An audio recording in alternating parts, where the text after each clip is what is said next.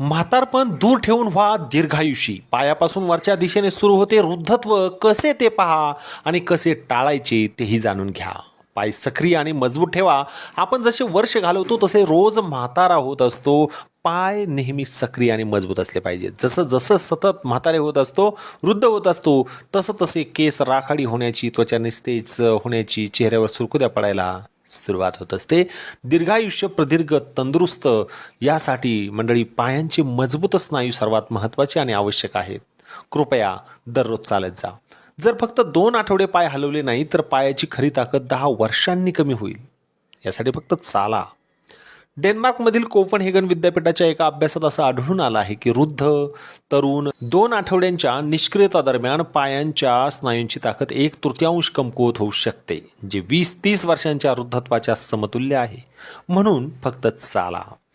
पायाचे स्नायू कमकुवत झाल्यामुळं नंतर पुनर्वसन व व्यायाम केले तरीही ते बरे होण्यास बराच वेळ लागेल. म्हणून चालण्यासारखा नियमित व्यायाम खूप महत्त्वाचा आहे. पाय हे एक प्रकारचे खांब आहेत जे मानवी शरीराचे संपूर्ण भार सहन करतात. रोज चालणं महत्त्वाचं आहे. मजेची गोष्ट म्हणजे माणसाच्या 50% हाडे, 50% स्नायू 2च पायात असतात. चालत जा, गेलंच पाहिजे. मानवी शरीरातील सर्वात मोठे व मजबूत सांधे, हाडे देखील पायामध्ये असतात. 10,000 पावले प्रतिदिवस चाललं तर खूपच निरोगी जीवन जगाल.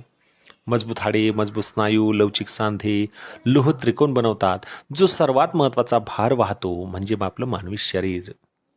70% मानवी क्रियाकलाप व व्यक्तीच्या जीवनातील ऊर्जा बर्न 2 पायांनी केली जाते. हे माहीत आहे का?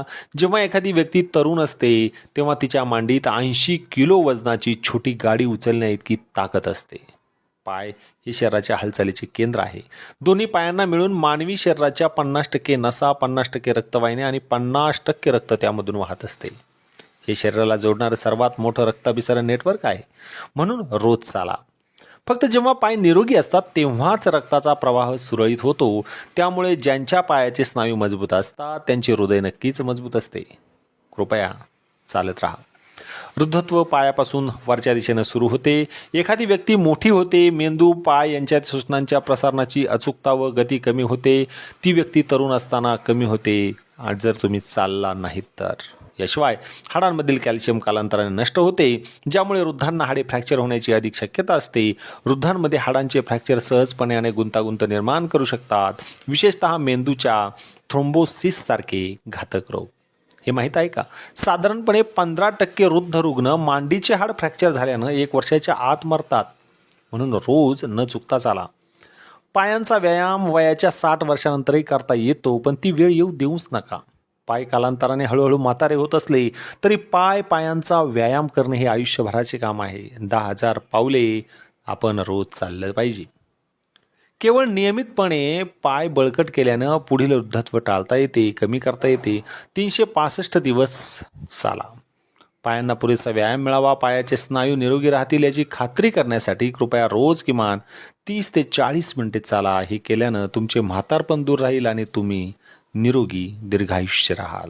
धन्यवाद.